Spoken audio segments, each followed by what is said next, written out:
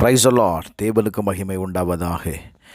ஆண்டவரும் இரட்சகருமாய் இருக்கிற இயேசு கிறிஸ்துவின் இணையற்ற நாமத்தினாலே இந்த காலவேளையில் உங்கள் யாவரையும் நான் வாழ்த்துகிறேன். இந்த நாளுக்கான தேவனுடைய வார்த்தை 2 கொரிந்தியர் 4வது அதிகாரம் 8வது வசனம்.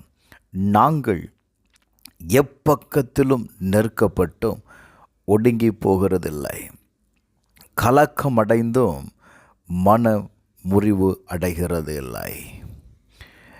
அப்போஸ்தலனாகிய பவுல் சொல்லும் வார்த்தையை கவனியுங்கள். 9வது வசனம் சொல்லுகிறது, துன்பப்படுத்தப்பட்டோம் கைவிடப்படுகிறதில்லை, கீழே தள்ளப்பட்டும் மடிந்து போகிறதில்லை என்று எழுதுகிறார். எனக்கு அன்பானவர்களே, இந்த காலவேளையில் உங்களுடைய நெருக்கத்தை நினைத்து பிரைஸ் தி லார்ட், அந்த நெருக்கமான நிலையில் நீங்கள் மன முறிவு அடைந்திருக்கிறீங்களா?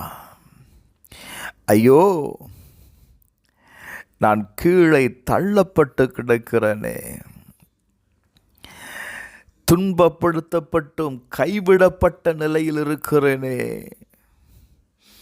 கீழே தள்ளப்பட்டு கிடக்கிறனே என்கிற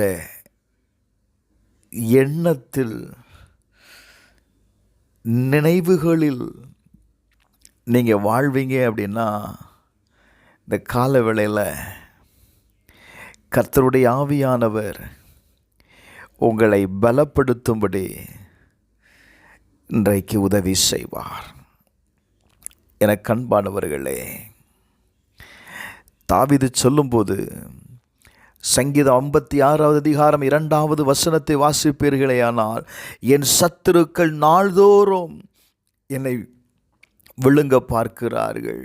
ஏங்க, 1 சாமுவேல் 30வது அதிகாரத்தில் 6வது வசனத்தை நீங்கள் வாசிக்கும்போது, தாவீது மிகவும் நெருக்கப்பட்டான், மிகவும் நெருக்கப்பட்டான் என்று சொல்லுகிறார்கள். நல்ல கவனிங்க. அங்கே இருந்த எல்லாரும் அவனை கல்லெறிய வேண்டும் என்று சொல்லி கண்டார்கள். அப்போ எவ்வளவு கடினமான சூழ்நிலையில் தாவீது இருந்திருப்பான் பாருங்களேன். அந்த நிலையில் அவன் தன்னை எப்படி விடுவித்து கொண்டான் தெரியுமா? அந்த நெருக்கமான சூழ்நிலையிலிருந்து அவன் வெளியே வருவதற்கு வேதம் சொல்லுகிறது, தாவீது தன் தேவனாகிய கர்த்தருக்குள்ளே தன்னை திடப்படுத்தி கொண்டான். ஹல்லேலூயா. இந்த காலவேளையில் நான் உங்களை பார்த்து சொல்லுகிற வார்த்தை என்ன தெரியுமா?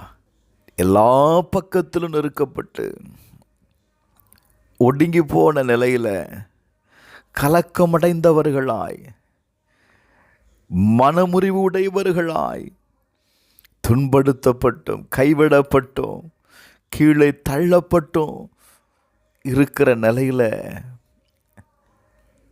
உங்களை திடப்படுத்தி கொள்ள ஒரே வழி என்ன தெரியுமா? இயேசு ஒருவர் தாங்க. இயேசு ஒருவரால் மட்டும்தான் உங்களை திடப்படுத்த முடியும்.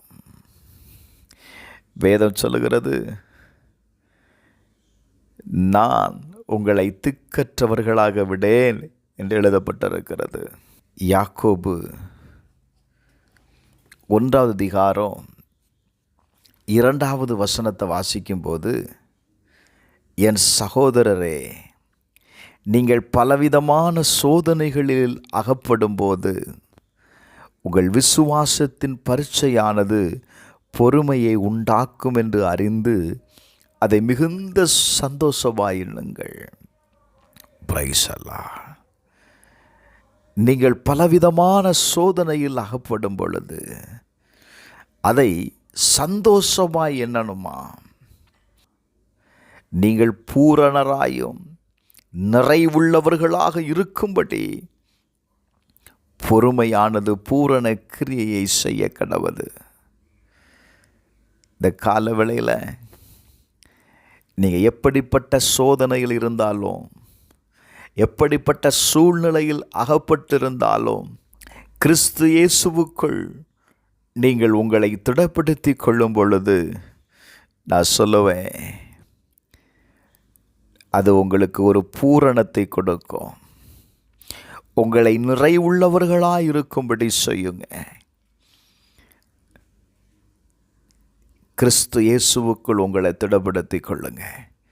கட்டாயம் நீங்கள் இழந்ததை நீங்கள் திருப்பிக் கொள்ளுவீங்க. செபிப்போமா. பரலோக பிதாவே, இந்த காலவேளையில் உம்மை நோக்கி கூப்பிடுகிற ஒவ்வொருவருக்காக செபிக்கிறோம்ப்பா. அவர்கள் எப்படிப்பட்ட சூழ்நிலை இருந்தாலும் அவர்கள் கூப்பிடுகிற சத்தத்திற்கு நீர் செவி கொடுத்து அவர்களை பூரண சமாதானத்தோடு காத்து கொள்ளும்படி செபிக்கிறோம்ப்பா. அவர்கள் பூரணராயும் நிறைவுள்ளவர்களாயும் இருக்கும்படி கர்த்தர் இந்த கால வேளையில் அற்புதத்தை செய்யுங்க. இயேசுவின் நாமத்தில் பிதாவே, ஆமென்.